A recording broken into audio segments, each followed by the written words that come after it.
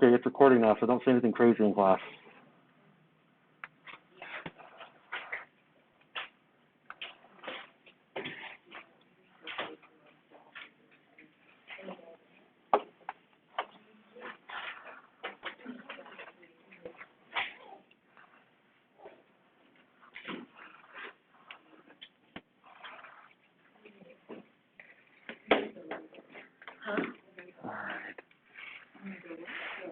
Still one more minute left. We've got some people missing, but that's okay.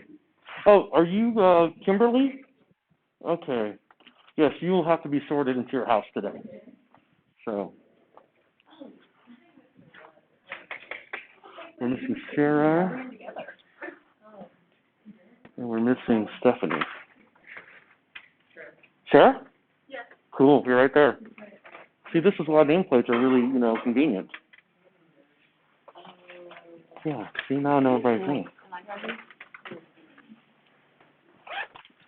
I'm going to turn the nameplate around so I can see it, okay? Okay. All right. It is noon. Let's get started with class.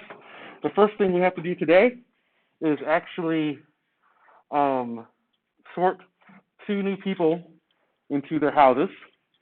That is Denzel and Kimberly. Denzel, you can go first. Come on up here. I'm Dr. Doe, by the way. Oh, dang, I forgot to wear my vest.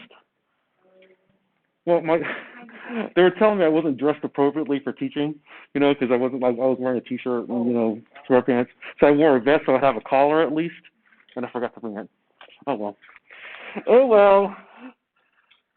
Oops. You back. Go to here.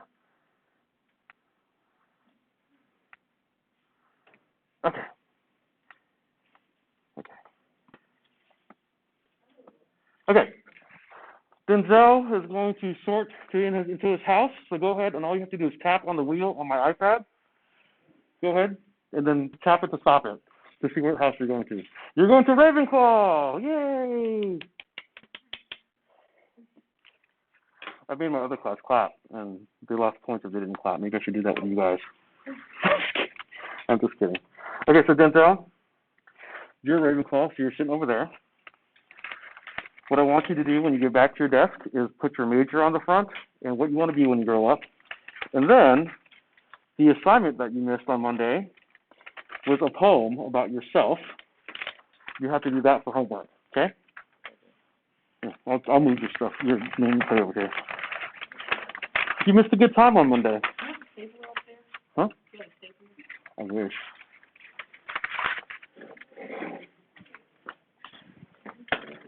That is a negative. I do not have a stapler. I apologize for that. Maybe if I hadn't made such a long syllabus, right?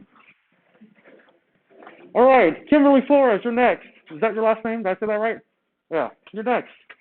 Let's see where you're going. You're either going to Gryffindor, Hufflepuff, or Slytherin. Just tap on the thing. Sorry, on the wheel. On the wheel. What the heck? Let me fix this. Oh, I know what happens because I previous. Because I moved my mouse. That's happening. And you go to Gryffindor. Woohoo! Yay! So you're going to sit right there. So same thing. When you get back to your desk, put your major and what you want to be when you grow up on there. And then this is what you missed on Monday. It was a poem about yourself. The instructions are there. All right. Cool. Beautiful. All right. Let's wait for Kimberly to get to her desk and we can get started.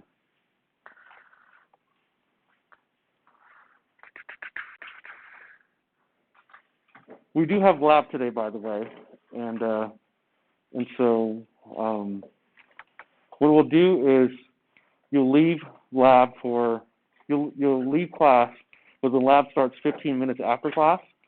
So you can come back here after your little 15-minute break, and then we can talk a little bit about the lab syllabus, right? And then go over to the lab where Angie Dickens will do your lab safety thing for you and check out your drawers. And now I'm getting parched, so I'm gonna take a drink. What's up? Not a big deal. We're not doing anything experimental today. I'm hoping we're out in like 45 minutes, but I mean that's up to you guys. So if you get everything done that you're supposed to do, we'll see how it goes. Okay, so last time we were here, last time we were here, somebody asked me if we could do a house point system where the team that got the most house points at the end of the semester gets like extra points at the end of the semester, like added on to your average points, right? Like, so I think that if I recall correctly, it's 500 points total for your grade in this class, right? So say you got like a 448, right? But you needed a 450 to get an A, right? But since if your house wins, like say 10 points because you got the most points at the end of the semester, then your 448 becomes like a 458. Is that right? Yes, 450. Sorry, I'm bad at math. 458. So then you'll get your A, right? That kind of thing. So the way we're going to do this, I haven't decided how to do this just yet, but the first thing we're going to do today is we're going to take a vote. Do you want house point competitions and lecture participation questions, and how do you want to do that? So no, I want the houses not to compete. I love all my classmates. Or yes, I want the houses to complete. Only the ones that earn the most points will win bonus points at the end of the semester. Or the third option is, yes, I want the houses to complete, but everybody wins points, but it will be staggered so that if you win the most points, you get the most points at the end, second place, third place, and fourth place. So get your phones out, scan the barcode. Get your phones out, scan the barcode, log in, because this will also be your attendance. Remember that? That's how we're keeping track of attendance. That's how we're keeping track of attendance. Wait, if they didn't ask you to log in, you were already logged in? Yes. Which would be great, because then you don't have to do it ever again for the rest of the day. Did you already vote? Awesome. Anybody having problems logging in?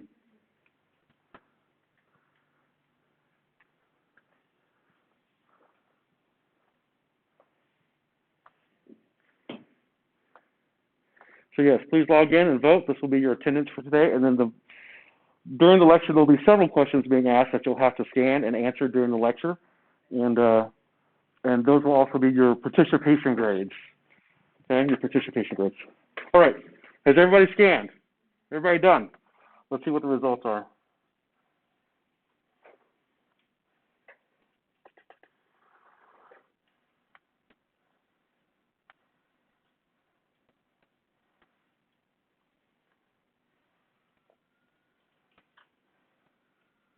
Uh, 13 people. How many people in the class?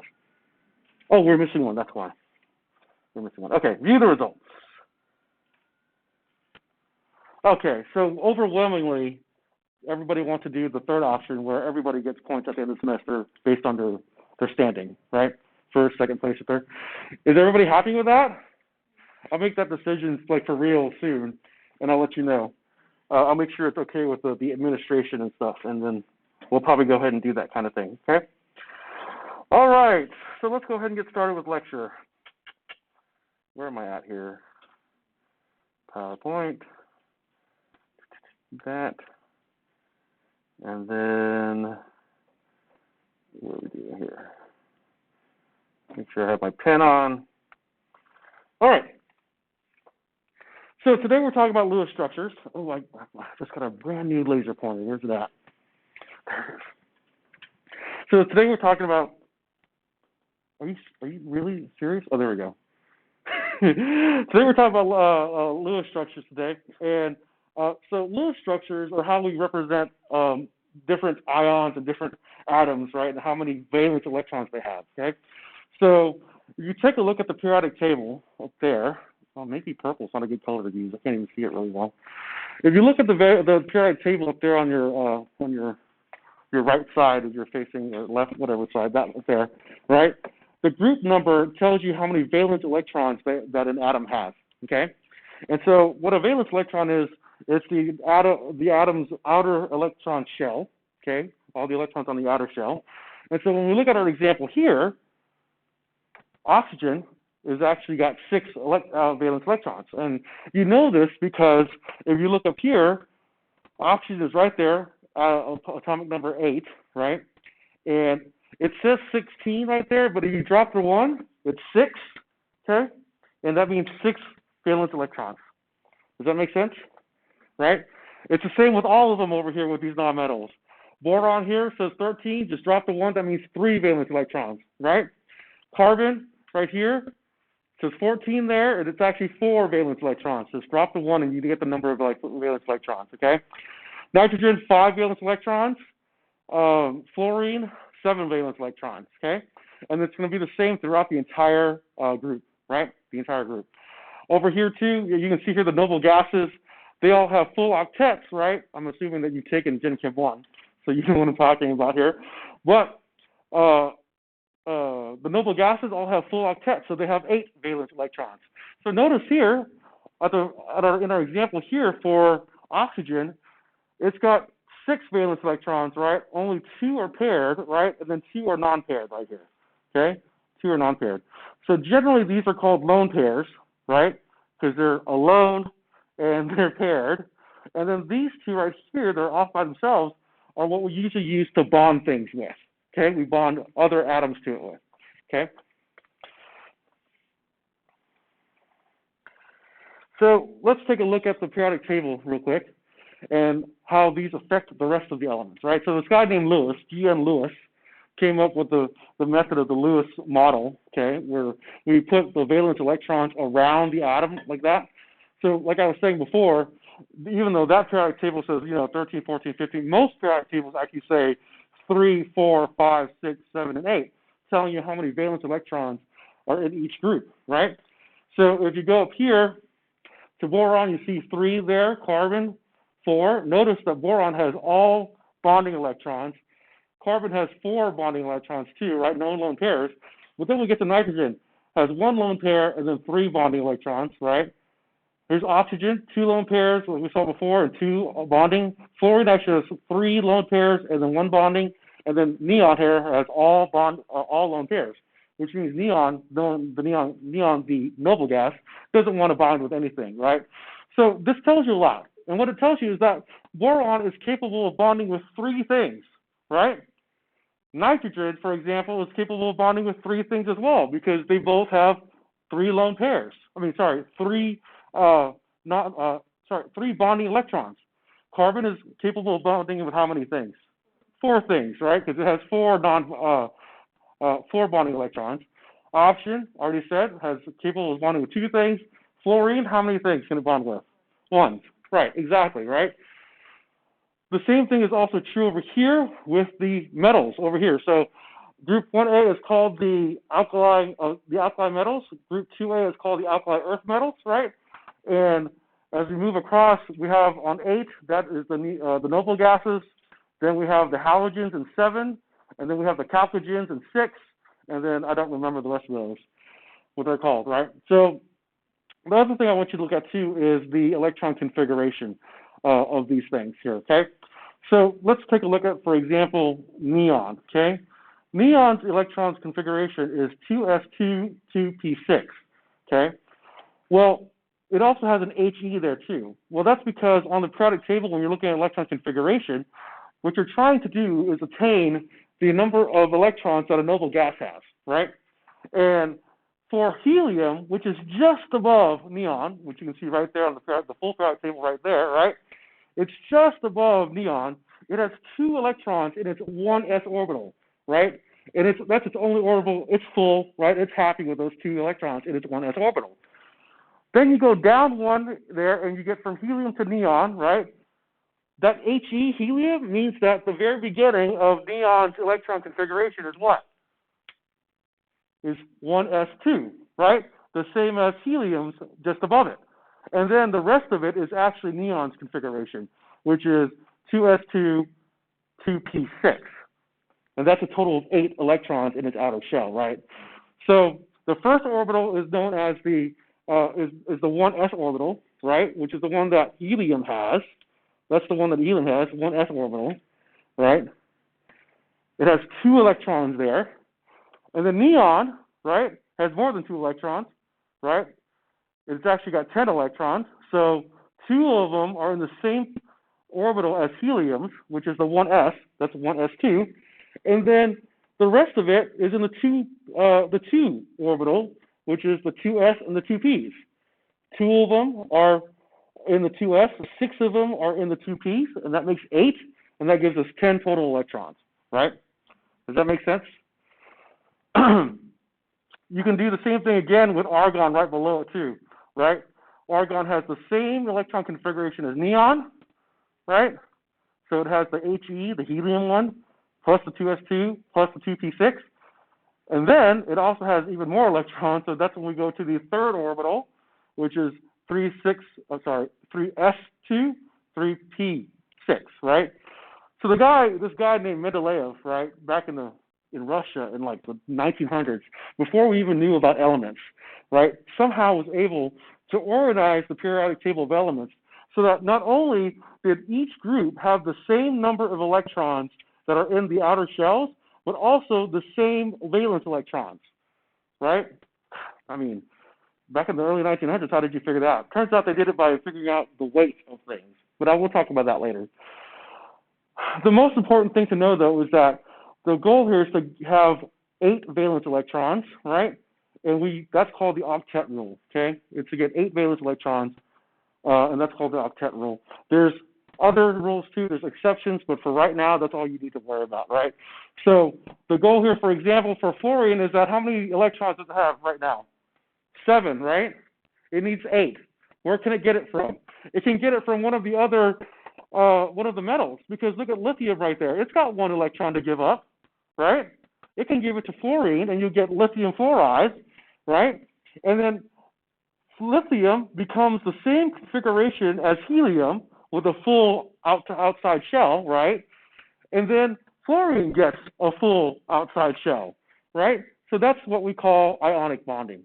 And that's how you get an octet, okay? Of course, again, like I said, there's going to be like, exceptions, but we'll talk about that later. So this is Lewis bonding theory, okay? Why do atoms bond? The reason why they bond is because they want a more stable energy. When they bond with each other, right, the potential energy of that molecule is much less, much smaller, right? It's much smaller, and it's good for everybody because we get molecules that we need in life to survive when they do ionic bonding, right? So chemical bonds form by either transferring molecules or transferring electrons or sharing electrons. And when I told you the example of lithium fluoride, transferring electrons is what we just did there. That's ionic bonding. But there's also sharing of electrons too. That's like oxygen, CO2, that kind of stuff, right? And again, we have the octet rule, right? But of course, there are some exceptions to the octet rule, okay? So the very first type of bonding, which one of the things I think is most important here, right, is ionic bonding, okay? This is based on the electrostatic attraction between the atoms. That means that electrostatic is just a big word that means that one thing is positively charged and one thing is negatively charged, right? And opposites attract, okay? That's an electrostatic interaction, okay? Again, covalent bonding is sharing of metals, and then metallic bonding, which we'll talk about later, is there's a sea of electrons that hold things together, and we'll talk about that a little bit later. So our example here is sodium chloride. That's actually a spoon of salt right there, right? And you see chloride ions there, which is the minus charge, right? And then the sodium ions, which is the plus charge right there, right? And those are all sodium chloride ions coming together to make sodium chloride, the salt, right? And then, we have the metallic, which is a spoon right there. And then we have what kind of spoon? Probably a steel spoon, so it's probably iron, an iron spoon maybe. Maybe it's silver. Maybe it's a silver spoon. I don't know. And then we have water here, right, which is held together covalently because water is a covalent bond, okay? So let's talk more about ionic bonding. Okay, let's talk more about ionic bonding. Ionic bonding only occurs between metals and nonmetals. Okay, they only occur between metals and nonmetals, except for, of course, the noble gases, group A. They don't really care. Okay, and then it's very exothermic when they bond to each other during this electron transfer process. So here we have sodium, a metal, right? Sodium is like, it's super reactive. Like it can react with the atmosphere, with the water in the atmosphere, and it like just explode. Okay, so generally when you have a thing of sodium, it's stored in grease or mineral oil, so it doesn't touch the air. Otherwise, it'll explode on you. You throw that sodium into some chlorine gas, right? And there's this little explosion that happens, and when that explosion happens, you get sodium chloride, which is table salt. It's actually a great thing. And so a little while ago, I actually went to a seminar where this guy named Theo Gray, who's a chemist, gave a talk, and he showed us how he made sodium chloride, right? And it was actually really fun. And they actually did a PBS special on the guy. This is only a couple minutes long, but I still want you to watch it. It's actually a good time. Let me turn off the pen real quick. See if we can hear this. Oh wait, sorry. Hold on one second here. It's actually literally going through my headphones right now. So let me change the speaker. Because my headphone is doing the recording.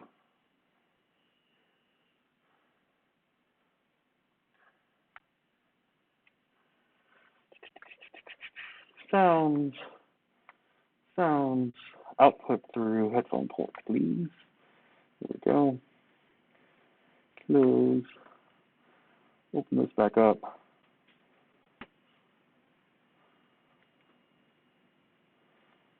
See if you can hear this.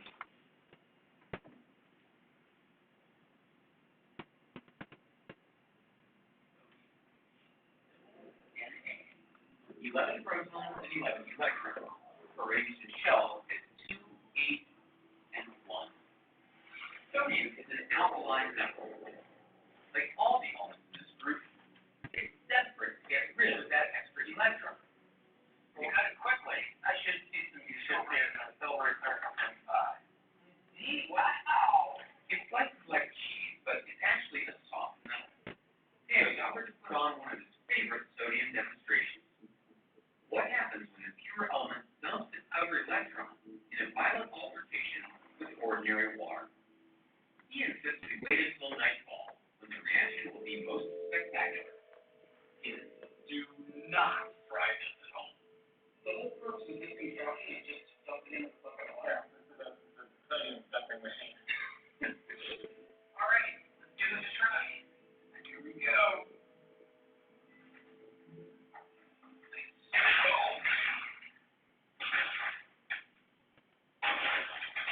What we're seeing is what happens when sodium's extra electron pairs with Earth's water molecules, releasing flammable hydrogen gas, the H in H2O, which explodes when reduced with air.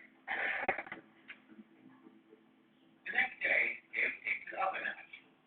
As if sodium plus water works violent enough, now he wants to combine the same deadly sodium with another lethal element, chlorine, one of the halogens. The result, he claims, will be a tasty flavoring for a net full of popcorn. Isn't chlorine deadly poison? Absolutely. I mean, chlorine is used as a poison gas in World War I. To be perfectly safe when you use deadly ingredients combined. I didn't say that. I said that after they're combined, the result is perfectly safe. The actual process of combining them is fraught with difficulty. Okay, and that's why we're dressed up like miners here. First, a hunk of sodium in a dry metal bowl. Then, a jet of pure chlorine. Surprisingly, no explosion. Somehow, when these two bad boys of the periodic table come together, they fall down. At the atomic level, sodium, an alkali metal, has an electron it didn't want. And chlorine, the halogen, wants desperately to grab an electron.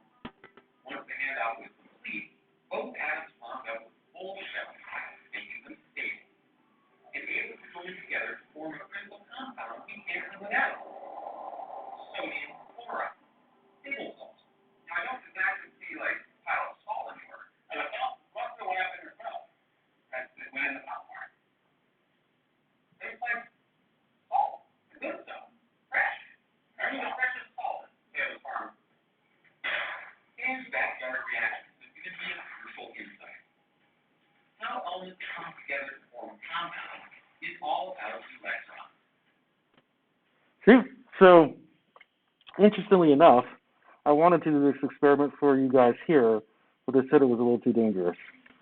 So that's really sad. All right, so here's your next question. Scan the thing.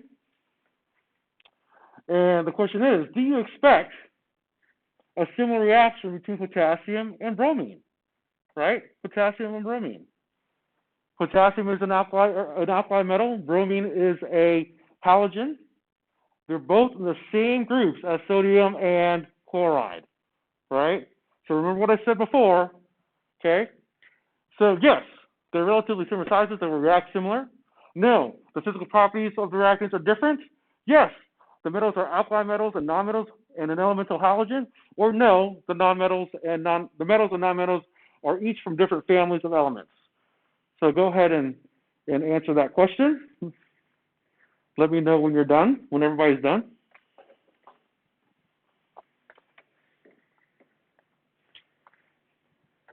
I'll tell you what, man, chlorine is very mean. Chlorine kills people, right? Haber, who was a chemist in Germany, I actually spent the summer in Germany when I was an undergrad, and Haber actually developed or knew a lot about the chlorine atom, and that's why he used it in World War I as a gas to kill soldiers, right, as a weapon.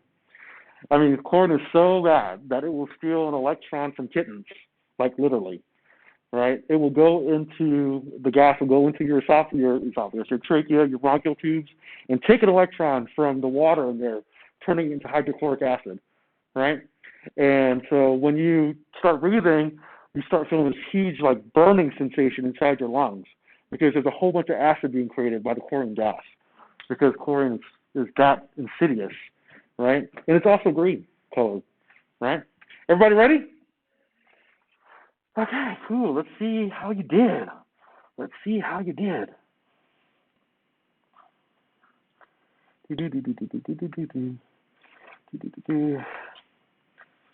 You know, at this point in our lives, I would think that this school would get us some HD. I am having very technical difficulties with my account right now. What's wrong? So I'm going to probably have to answer the question later.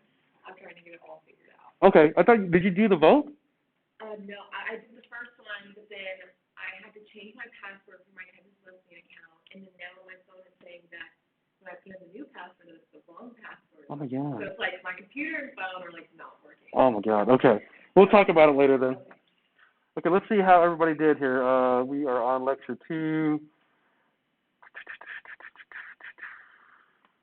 Question 2. Where's it at? I should have had this ready for you. I apologize.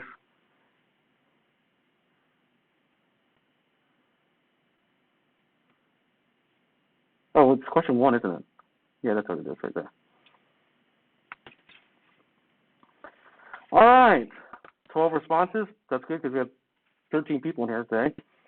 And most of you put C, right? Most of you put C there, which is the one there in the same group, so they'll react, or they're both metal and non-metal, and they'll react similarly. Some people said no. Some people said no. Okay, so what I want you to do now is in your house, talk to your house and come up with a team answer, right? Talk to your house and come up with a team answer because obviously there's some different answers going on here. So go ahead. I'll give you 2 minutes to figure out the team answer, and I'll let you answer it again. Okay? Try to convince. If you think you have the right answer, convince your housemate that you have the right answer.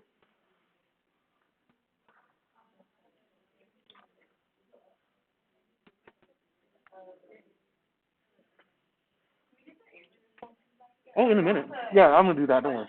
Yeah, I'll do that for you.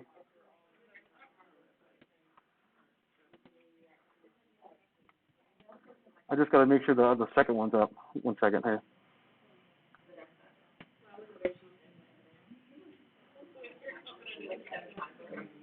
There it is.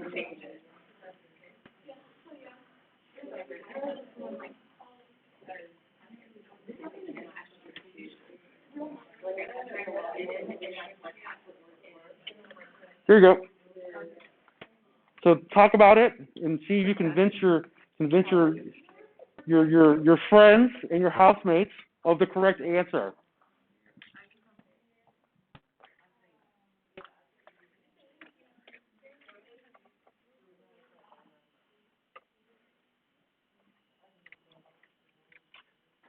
Of course he freaking didn't log out.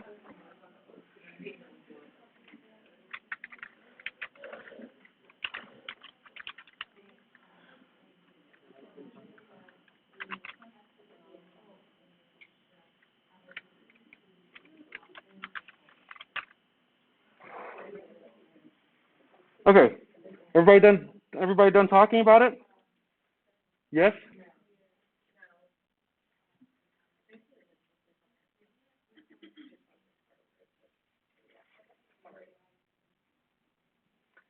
When you think you have the right answer, go ahead and scan it again and vote again.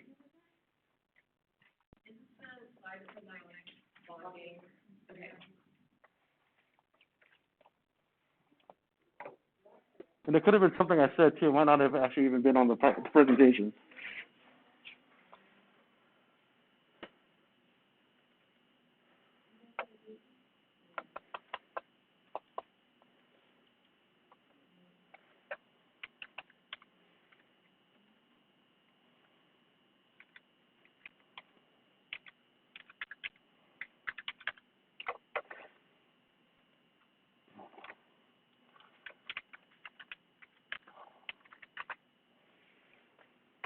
Oh my God, really? How many times do I have to put in my freaking code?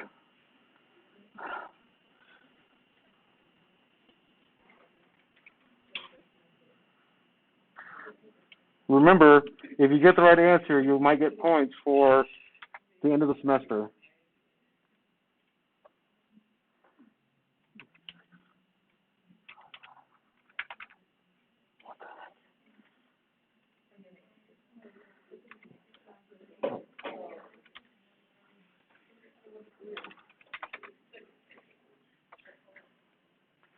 Okay, if you're almost done, I'm going to the results right now to show it to you guys. If I can get it up.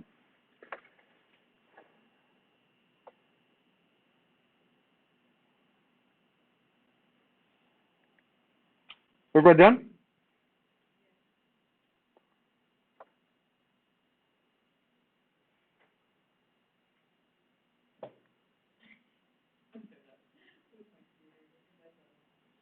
I'm so sorry about that. No, you're good. This happened to me last year too, so. What the heck? Where's it at? I don't even have it in here. That's weird. I'm going to have to... Yeah, that's fine. Since you're still trying to figure that out right now.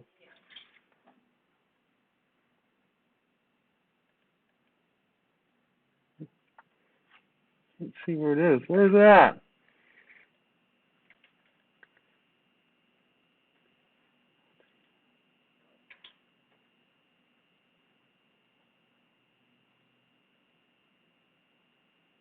That is so weird.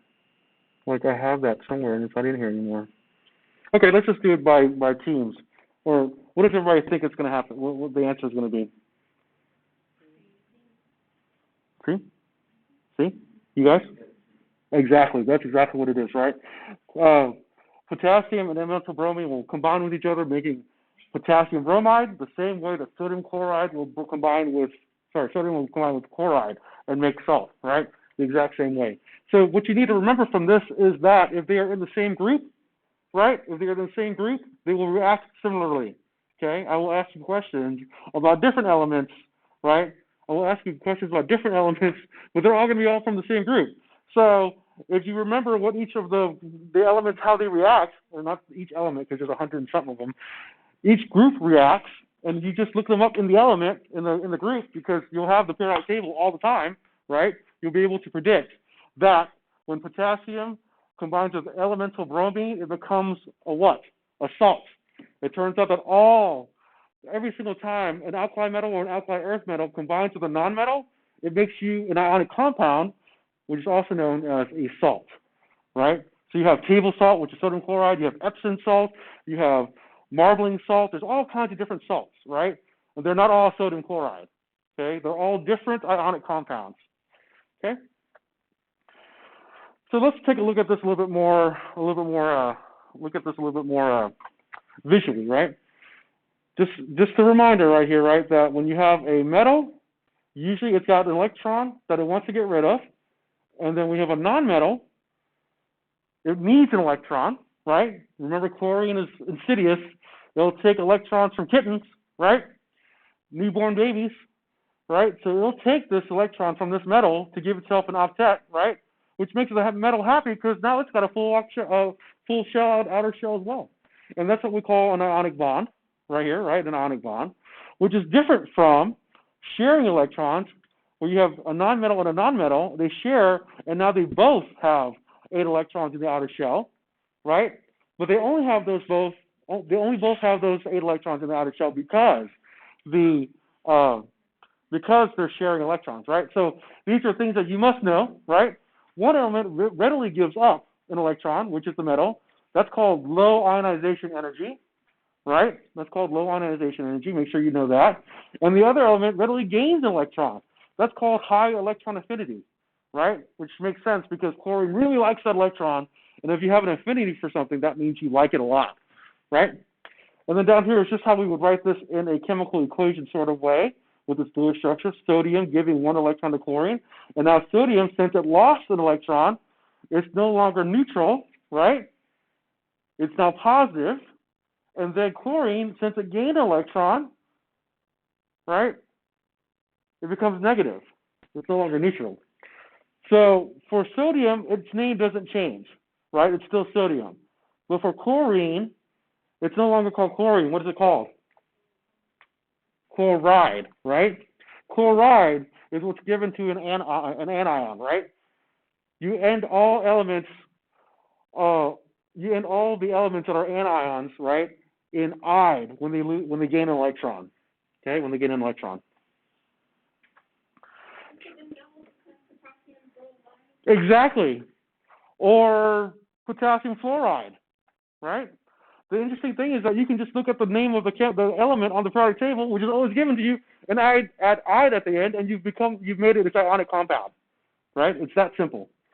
So let's take a look at the properties of ionic substances. Usually they're very brittle, they're crystalline, right? And they leave very long, smooth lines. So this is actually a microscope picture of sodium chloride or salt, table salt, right? And if you see here, salt actually comes up like when you dig it up, not when you make when you make it like stale gray. It's vaporizing. But that's not how normal people make salt. Normal people get salt from like the ocean, or they get salt from like mines, right?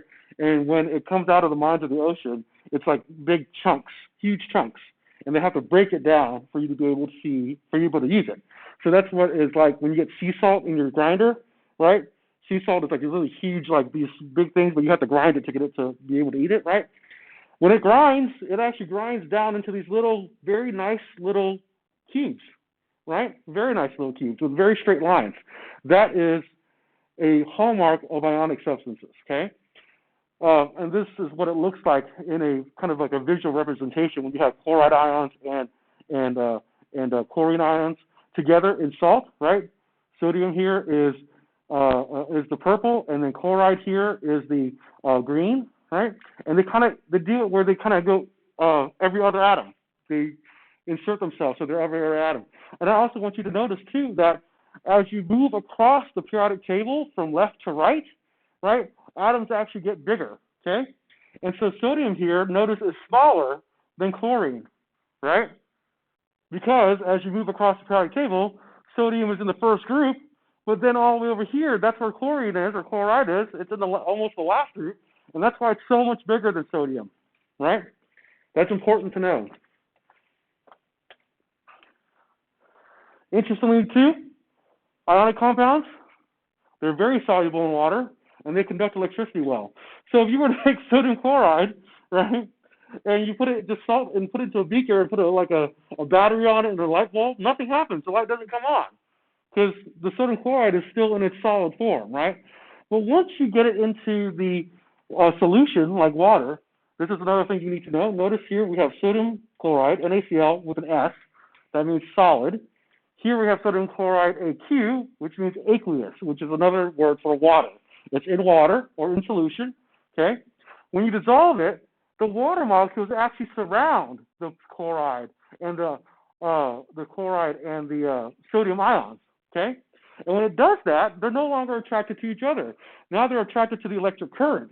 And so here you see the sodium ion, which is positively charged, going towards the cathode, right?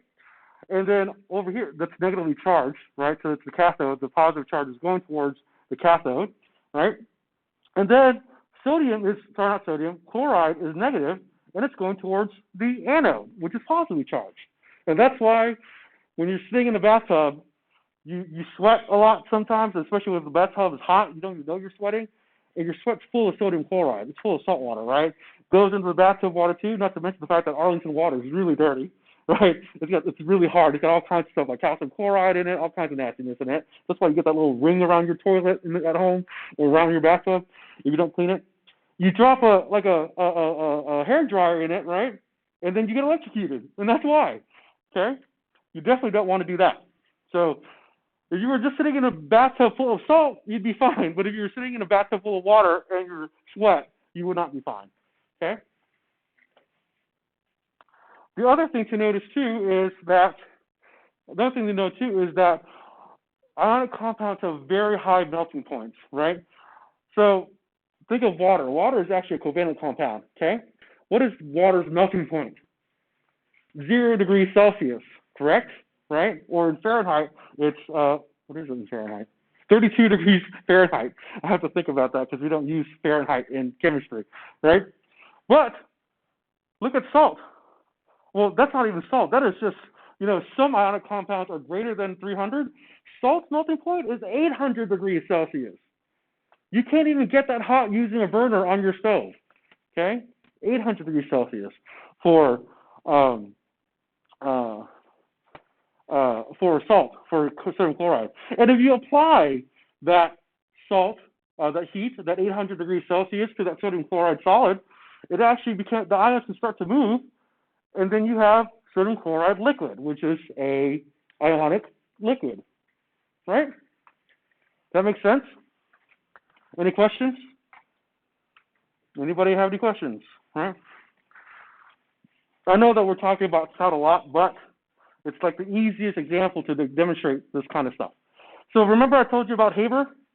Haber, the guy that developed the chemical weapon chlorine to kill U.S. soldiers during World War I? Remember that? Well, Haber and another guy named Bourne, right, came up with a cycle here that describes how you make sodium chloride, right, or how you make salt. This is the very detailed description right here, right? It starts right here, number 1 right there. You can see it better if you have your notes out, right? Because, like I said, I thought that the school would have like HD projectors, but we don't have HD projectors, so it's very pixelated. But the good news is that it starts right there with solid sodium and solid and gaseous chlorine, right? And you end up with salt over here. So it goes up like this and around like this, right? You can study that if you want, but the main points are here, right? You start with metal and nonmetals, sodium solid, chloride gas. You make the gaseous atoms, sodium gas and chloride gas. So chlorine's already a gas. You don't have to do anything to that. But did you notice what Theo Gray did during that video to the sodium? He took a blowtorch and lit the sodium on fire so he could melt it, right? And after he melted it, it vaporized into sodium gas, right? So that's how you make sodium gas, and then chlorine gas is already a gas. Then you make the ions, sodium ions, still a gas, and the chloride ions are also a gas. You combine them together and you make sodium chloride. Those are the steps to making sodium chloride, okay? Those are the steps to making sodium chloride. And that's known as the Bourne-Haber process, okay? Oh, man, it's really hard to talk when you have a mask on and get all thirsty. I don't know if you guys notice Hufflepuff, but I'm wearing a mask of your seal today. So I'm representing my house today. So let's talk about the energetics real quick, okay? We already discussed before, right? What is low ionization energy? Anybody remember? I'm going to start calling on people if you don't respond. That's why I have your nameplates there. Oh, did anybody remember what ionization energy is? Exactly. Losing an electron is ionization energy. Good job, right? Good job. Okay. So what is electron affinity then? Gaining an electron, exactly. What has low ionization energy? The metals do. What has high electron affinity? The halogens and the nonmetals do. Correct. Exactly right. Okay? It actually takes energy to convert these atoms, right? Convert these atoms into their gaseous states. That's why Theo Gray had to put a blowtorch to the sodium metal, right? Because he had to put in energy to make it gaseous, make the sodium metal gaseous, right? Then it takes even more energy to make it a cation, right? But the funny thing is that once you actually make the solid, it actually releases a huge amount of energy. And that's why you get the explosion, right? That's why you get the explosion. So now it's exothermic. So remember that. When you're putting energy into something, like when Theo was heating up the sodium, that's an endothermic process, right? To get it to become gaseous, right? But then the ions added to each other, combined with each other, and you saw this explosion, right? That's an exothermic process, right? And it makes sense too because atoms want to bind to each other for what reason? It makes their energy lower, right? Because everybody wants to be more stable, wants to be more down to earth, right? Including ions, okay? So when they combine with each other, all that extra energy they just got in there, where does it have to go? It's got to go somewhere, so it gets released in an explosion. And that's why you have lower energy when you add ions together, right? That's why you have lower energy when you add ions together. That's why atoms want to do it in the first place, so they can release all this energy all this pent-up energy, It's crazy. It's absolutely crazy. I'm running out of energy. Okay, next question. Okay? If there was no key provided, how would you know which color ball represented sodium and which one represented chloride? Go ahead, scan the thing. And I'll log in to see what the results are.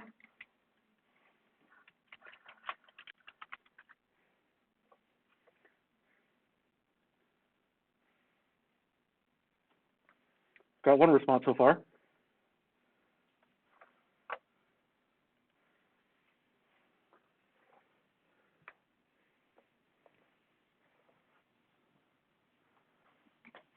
Everybody voted?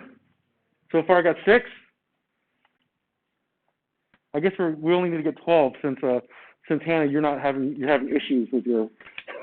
Well, surely you'll figure it out before next Monday. What did you say about the halogens and stuff with the energy? Sorry. Yeah, no problem. So remember when Theo Gray had to put in energy to make the reaction happen? The way he did that was he took a blowtorch and he lit the sodium on fire. Yeah. That's putting in energy. That's endothermic, right? You need to do that to get the sodium to evaporate, right? It's just like evaporating water. You got to put heat in there to get it to evaporate. When you evaporate sodium, it becomes sodium gas, right? The chlorine's already a gas. They combine with each other, right? And then there's a huge explosion, right? That's exothermic, right? And the reason why they do that is because all they want to do is get to a lower energy level. They want to be more stable, more down to earth, because higher energy makes them super crazy, right? And so how do they get rid of all the energy you just put into them? Through an explosion. And that's why it's an exothermic reaction, and that's what you saw there. Okay, right? You. Yep. Sorry. Yeah, no problem. Everybody done voting? Let me see what the thing. 12 responses. Man, you guys are so active today. It's great. Let's see what the responses were. All right. We have 10 people saying that it is because there's, you can tell by the size, right, which is A. And I forgot what the question was for B. What was the question? The answer for B. Okay. 10 people said atomic size generally increases right to left, from left to right. And so the smaller atom, the cation is smaller and the anion is larger. And then the opposite is the second answer. Okay, well, since most of you got that right, we'll just go ahead and move on. You don't have to do the house vote, right? But the answer is right. That's A. The answer there is A, right? You know based on the fact that the size is different. Atoms get larger as you go across the periodic table from left to right, right? So you don't even need to have color, right, to know. And I'll tell you, back in the 1900s, they didn't have color, okay? So everything was based on size. All right, let's keep on trucking along here. Okay, we'll switch it back. Okay, so there's this thing called lattice energy, okay, which is actually very interesting. And the reason why it's interesting is because some people there's some textbooks that describe lattice energy as one thing, and there's other textbooks that describe lattice energy as another thing. And they sound like completely different definitions, okay? But let me just tell you that they're the same definition. So this definition says the lattice energy is the energy required to completely separate a mole of ionic solid compound into its gaseous ions, right? So say you wanted to vaporize sodium chloride, right? You have to put energy into that to break it apart. And so the lattice energy is 788 kilojoules per mole, okay? Notice that this number is positive, okay? Whenever you have an endothermic reaction, the number will be positive, okay? Because positive means you're putting energy into the system, okay? When it's negative, what is it? It's exothermic because you're losing energy, right? It's an explosion. You've lost energy, right? So here, right, you're actually putting energy in to break it apart. In some textbooks, though, and I think your textbook actually says this, it says the opposite. The lattice energy is the amount of energy required to actually put the two back together, right? Not to break it apart, but to put it back together. That's the lattice energy. Guess what the number is? It's also 788, but what's 788? Is it plus 788? No, it's minus 788, right? Because what happened when we put the two together? An explosion happened, right? So you release energy, it's exothermic. So do you see how both definitions are actually the same definition, right? Because they have the same outcome, right?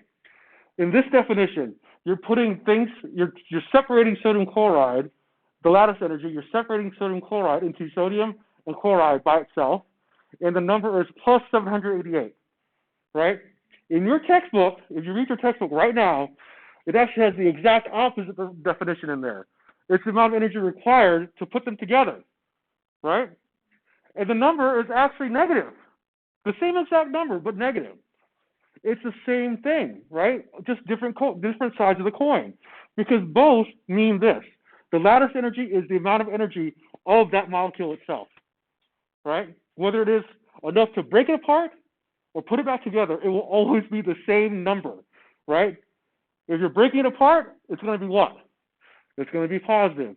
If you're going to put it back together again, what is it going to be? Negative, right? Does that make sense? So that's why you see here, you have these sodium ions and these chloride ions, and they're coming together. Another word of that is coalescing, right? And when they coalesce, heat is emitted, right? Like an explosion. And that would actually give you a negative number.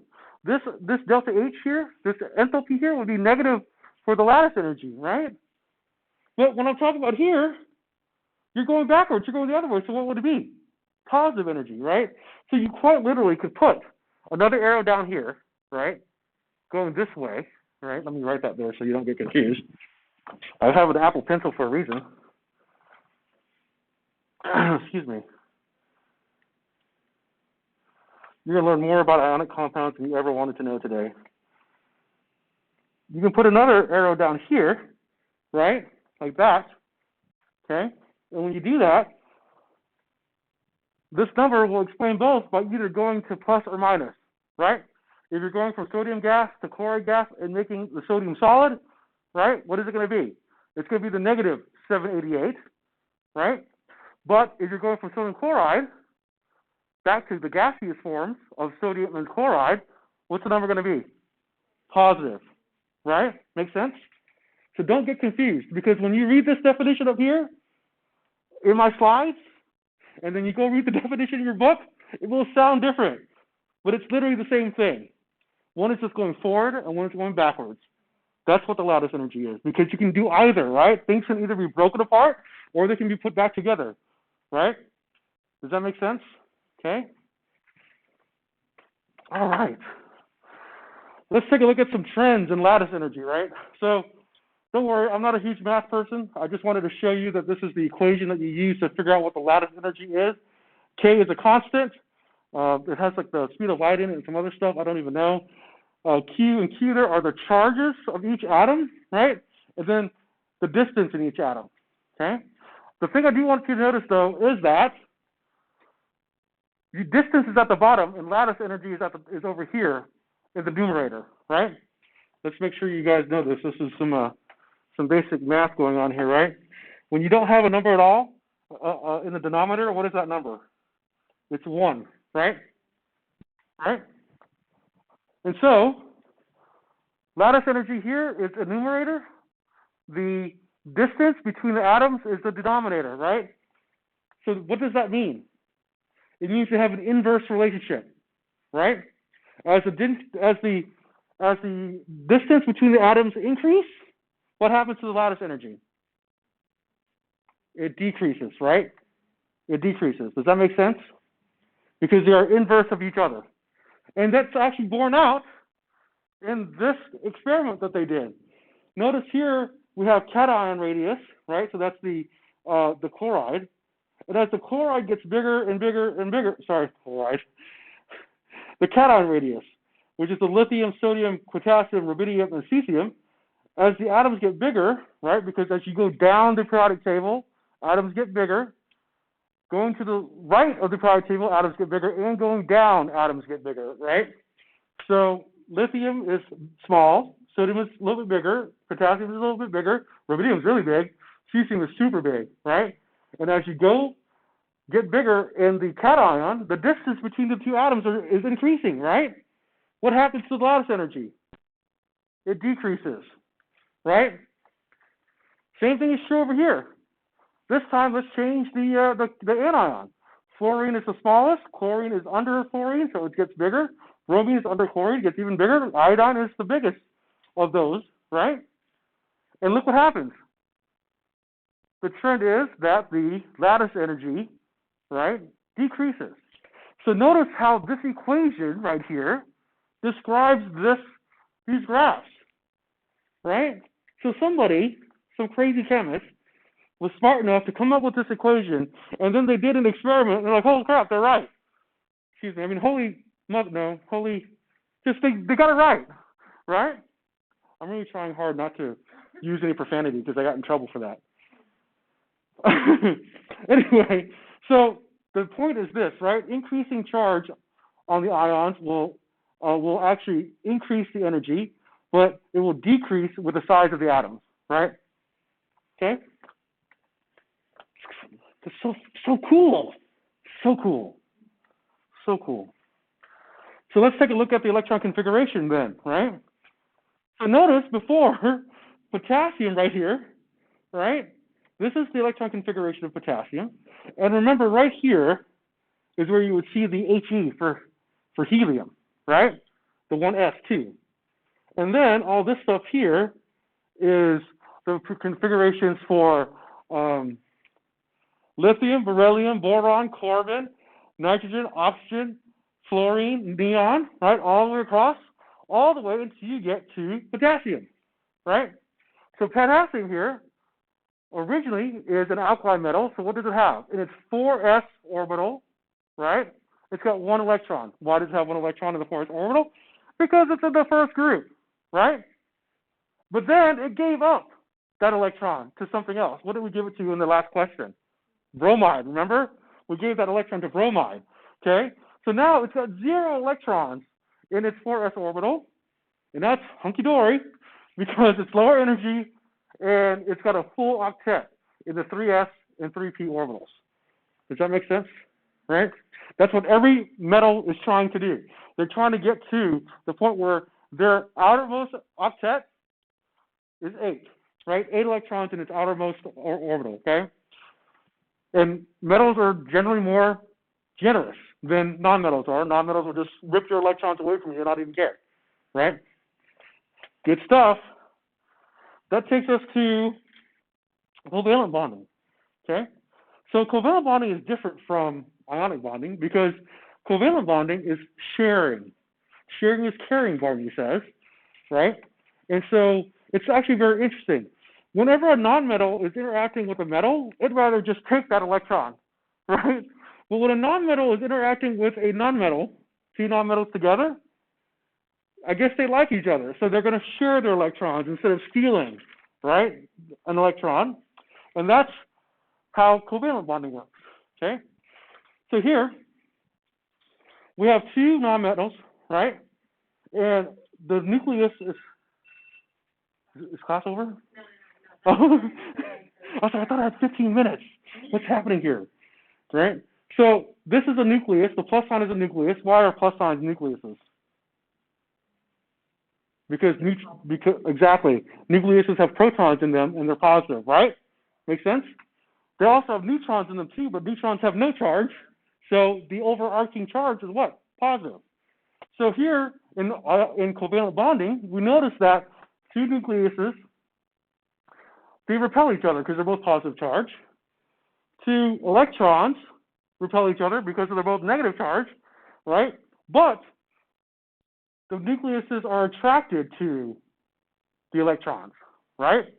And when they do that and they hold each other together in that configuration, right, it lowers their energy. Not only does it lower their energy, it also gives them what? A full octet, right, when they do that kind of thing. So remember that. I want you to remember this, okay? Attractions between electrons and nuclei, repulsions between electrons, repulsions between nuclei, right? So for a bond to form, these attractions must be greater than the repulsions. And in this case, the attractions, right, are greater than the repulsions, okay? And that's why you make covalent bonds, okay? That's why you make covalent bonds. Where did Naraya go?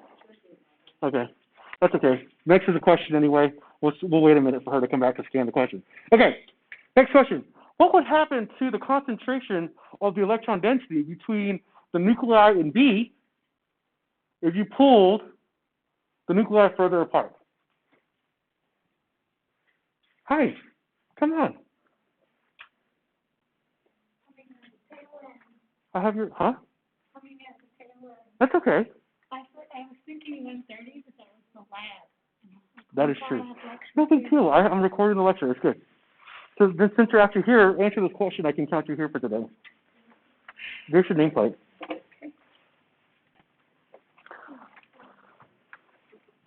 You don't even have to get it right because you didn't even see the previous slide. So, okay. So what happens, right, when the when the nuclei are pulled farther apart, right?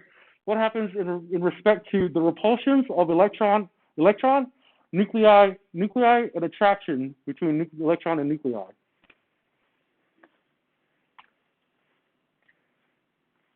I'm going to give Naraya a second to get back here so she can answer the question too.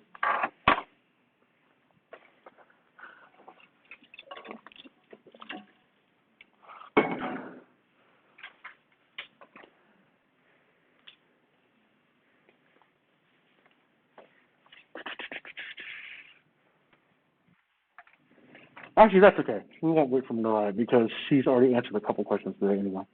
Okay. I'm still being flexible about that because it's still the beginning of the semester.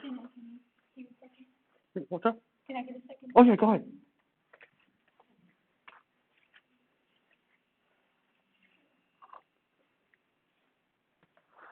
Let's see what the overarching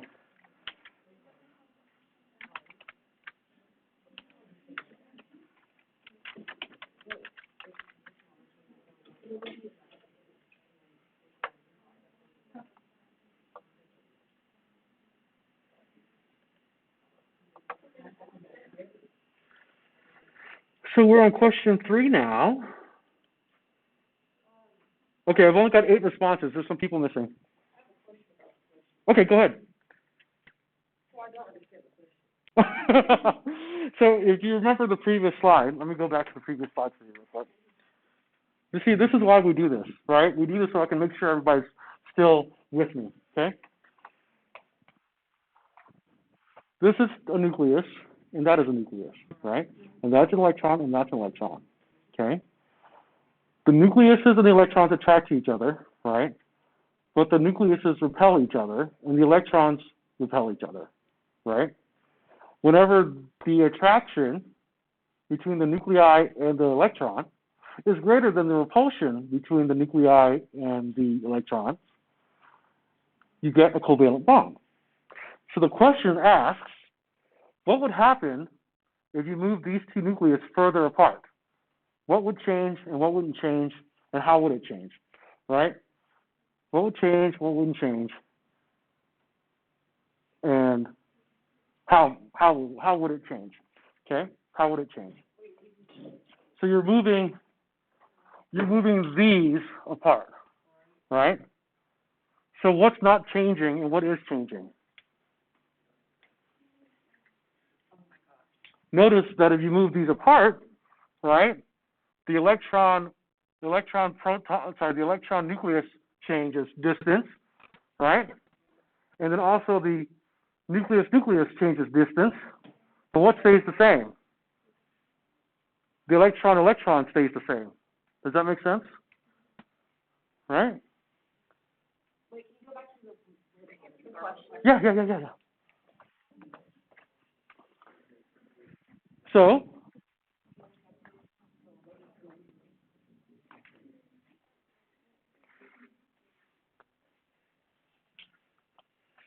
okay, we still have 8 responses.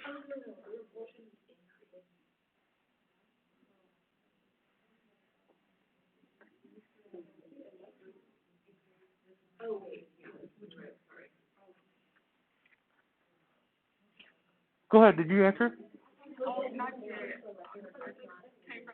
It's okay, scan the thing and just do it.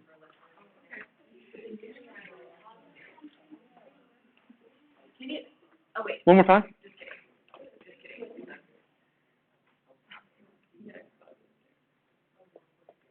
I can totally explain it one more time.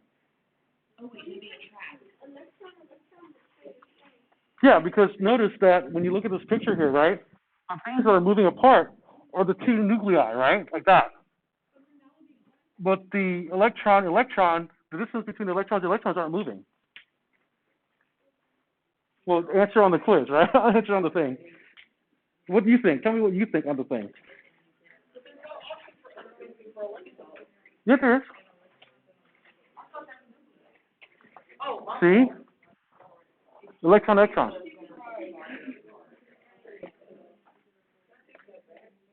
Well, you'll have a second chance. Okay. Let's get everybody in there. We have 9, so now we need 13. There's 4 people that still haven't responded yet. Go ahead and respond, and we'll do it again and see if you have changed your mind afterwards.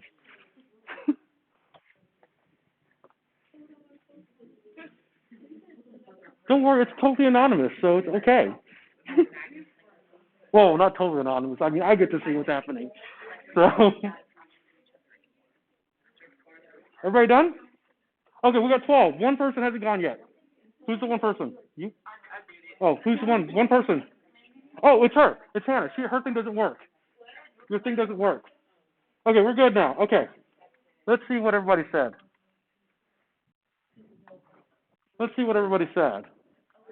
All right. 7 people said D. 7 people said D. Only one person said C. 3 people said B, and then 2 people said A. I'm going to give you a second chance, okay? Maybe I didn't explain it very well the first time, so let's just do this again. Okay, we can do that. It's actually very important it's very important that you get this, okay? The distance between the electrons stays the same. The question was, what happens when you move the nuclei apart? Right? No, the nuclei are the positive charges, remember? Because the nuclei have protons in them, and that's why they're positive. If you move these nuclei further away from each other, right, how do the repulsions and the attractions get affected, right? How does the attraction between the nuclei and the electron are affected? How is the repulsion between the 2 electrons, how are they affected? And then how are the repulsions between the 2 nuclei affected? Right?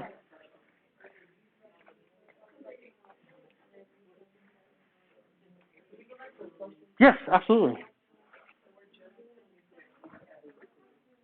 Oh, if you want to vote again, do it now. That's the new barcode for the second try.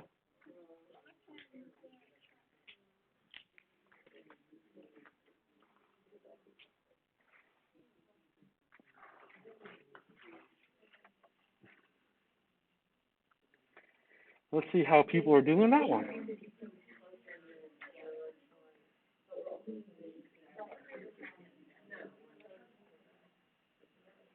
Okay, so far only one person has voted.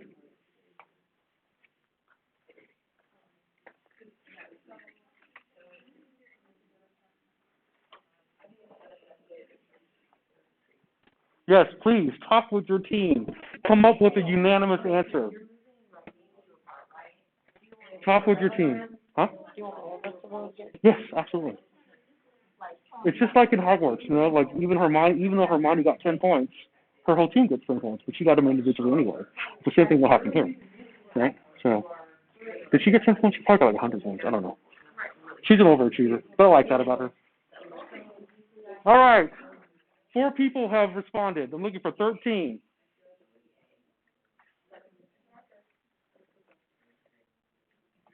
Talk about it with your friends. Your house is your life. They will help you get through this class, I promise. And then it's a good thing I'm a Hufflepuff because, you know, you only got 3 people here.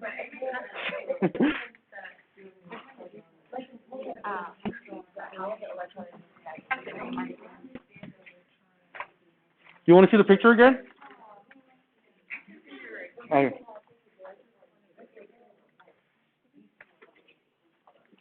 All right, we got 10 responses. We need 3 more. We need 3 more responses before we can show the results.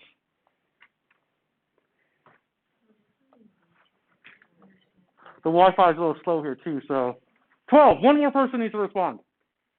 No, I don't have my thing. There's 14 people total though. Oh. Yeah. Now that Stephanie's here, there's 14 people here. So still 12. 13. All right. Let's take a look at what people said.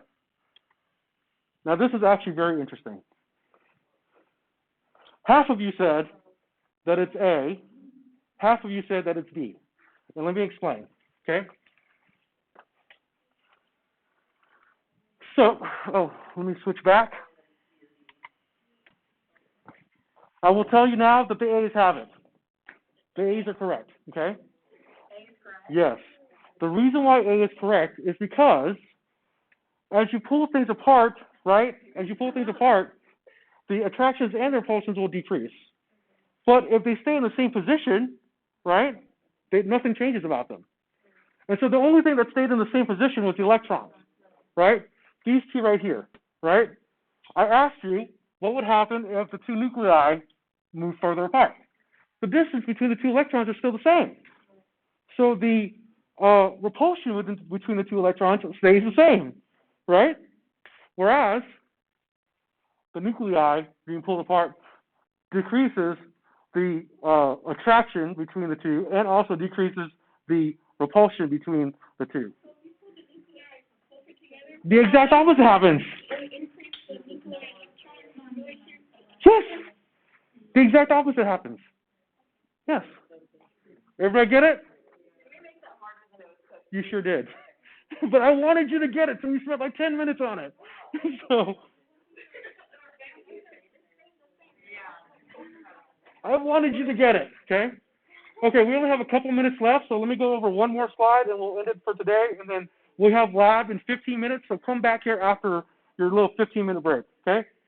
All right, last thing for today, okay? Sharing electrons make covalent bonds.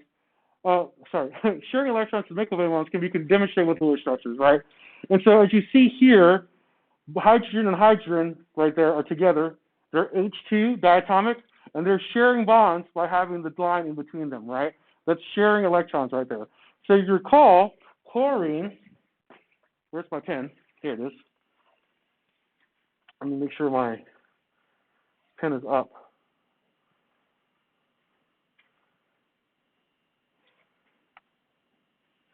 So if you look at chlorine, before it became chlorine, it was Cl like that, right? And it had, both of them had a negative charge, 1 extra electron, like that, right? Good thing the class is almost over, my MacBook's out of battery. These 2 come together like this, and that makes a covalent bond, right?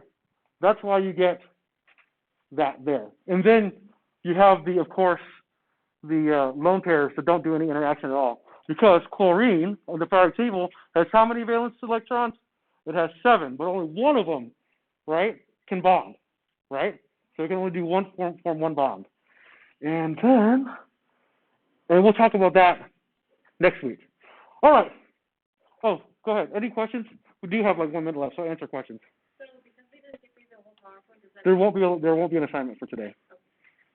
So there will be one on Monday though for sure. But you get to do that in discussion section. So. Second? Oh, that number? Oh, you're talking about, I guess we do kind of have 15 minutes until lab, so I can answer some more questions if you want. Come back to this room.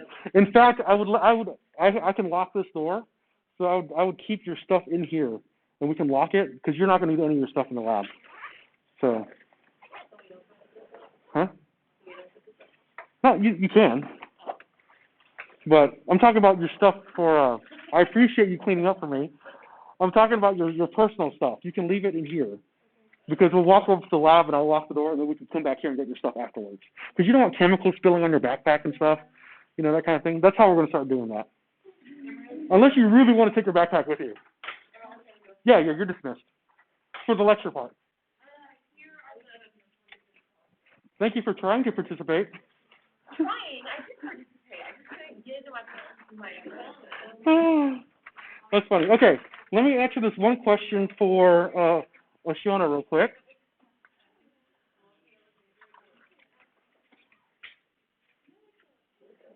You're talking about this right here, right?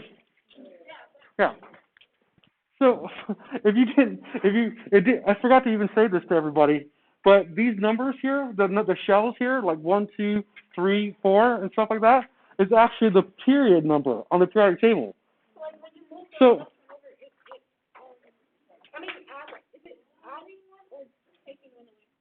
as you go across the periodic table, you actually add an electron. Yes.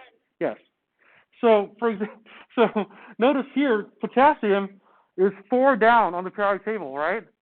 That's why its outer shell is 4s, right? Does that make sense? Yeah. So all the other ones are the same too. Like sodium's outer shell will be 3s, lithium's will be 2s, and then hydrogen's will be 1s, right? And it's the same all across the periodic table, right? I have like this periodic table that I did my sophomore year of high school that like it's like super detailed that I wrote down everything on the periodic table. I can lend you a copy. Like those periodic trends? Yeah. We're actually going to have a unit all on periodic trends, right? But feel free to share stuff. I really want you to do that. It's just super detailed on the periodic table and it's like really broken down on like what is what. Well, yes, as you move across the periodic table, you get more electrons, right? And that makes sense. Why does that make sense? Because notice, lithium here only has 1 electron, right? That's on its outer shell. Beryllium has 2 electrons in its outer shell. You jump all the way over to boron, 3 electrons, 4 electrons, 5 electrons, 6, 7, all the way to 8 electrons in the noble gases. So would magnesium be 1s, 2s, 2, all you have to do is the only difference, all this will stay the same, right? All that part will stay the same. The only thing that will change will be the, this part here. So magnesium would be 4s2. Yeah.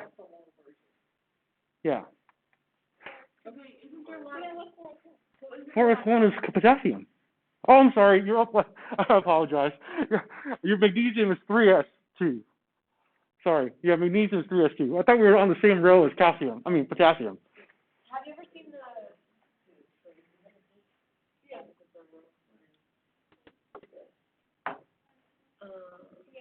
Does that make sense? Right. So, for example, let's look at hydrogen. Right.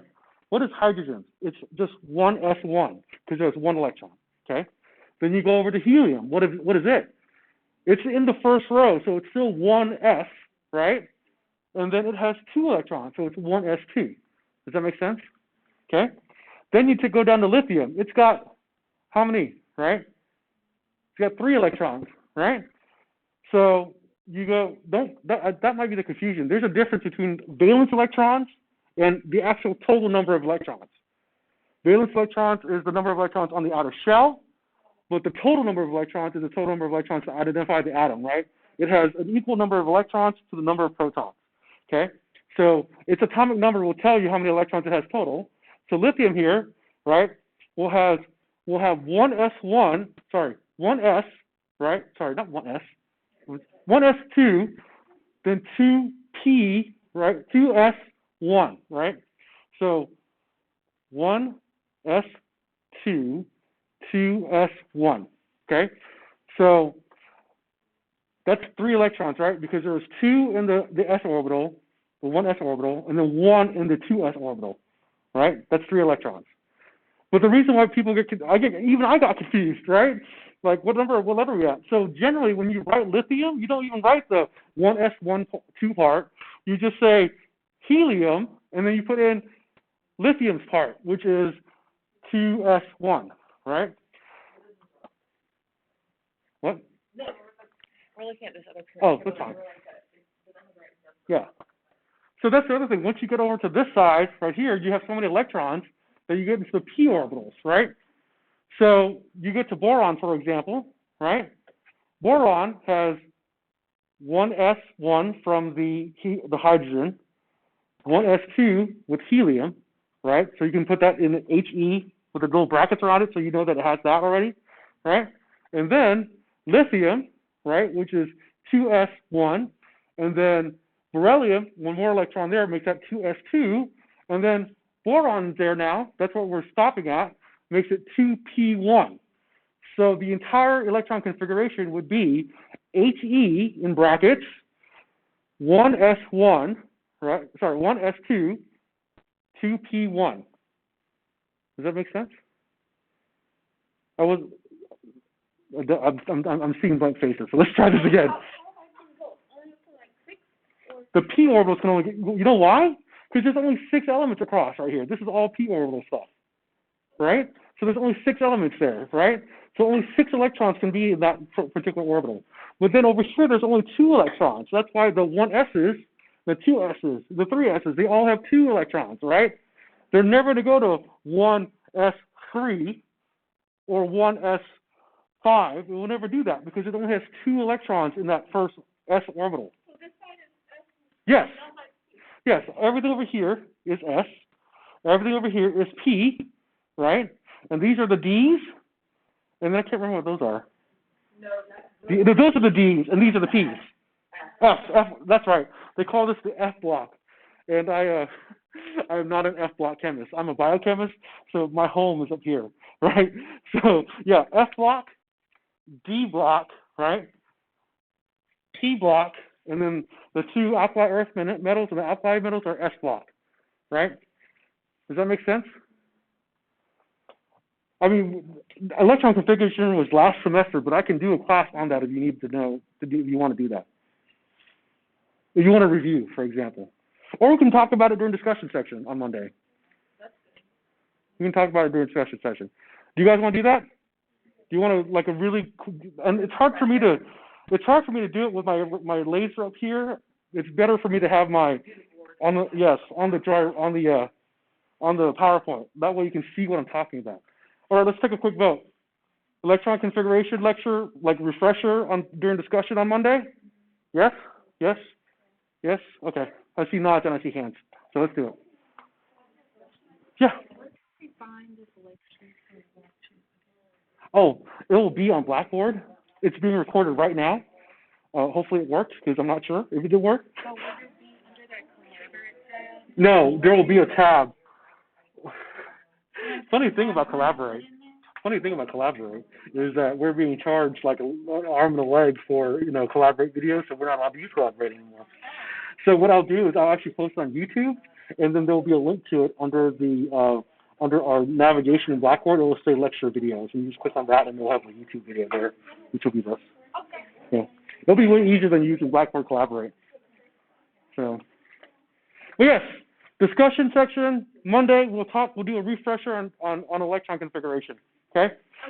But I'm glad I'm glad you want to do that because a lot of what we're going to be doing for the next couple of weeks will be about electron configuration. Okay? All right. Any other questions before I shut down my computer and we start talking about lab? Any more questions?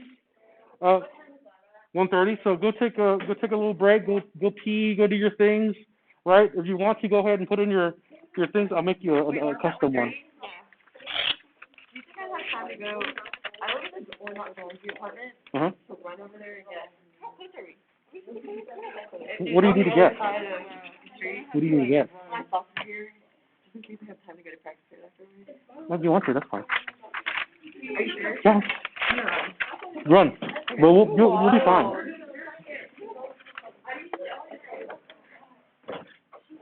I'll make you a custom one, Denzel, that has your name on it and everything. Lock it right away. Huh? You're not gonna lock it right away, right? Oh, no, I'm going to say, we're going to be here for like the first 5 or 10 minutes to talk about the lab syllabus. Okay. Yeah. Yeah, we're staying here, and then we're going to go to the lab to do check-in. Yeah. But if you need to take a break, I would go take a break real quick. Are you leaving? No. Okay. Go take a break. Come back here by 1:30, 1:35. Okay? You have 10 minutes. We have to put your goggles. No, Angie will tell you. She's in charge of the lab. Good. That's very good. I tend to agree with you. I'm glad you showed up. I didn't want to have an absence on my second day. I'm like, did you really hate my class that much? So, how's class? You guys got it today? You guys is it all making sense? I mean, we'll go over electron configuration again on the discussion, but like everything else, did it make sense? Yeah. Yeah, good. All right. I'm picking him for. Using, mastering. So yeah, I said that at the beginning. I forgot you weren't here. I need to stop the recording. Hold on 1 second. No. Today is just it's literally just check-in. So what is happening here? Let me stop the recording real quick, and then.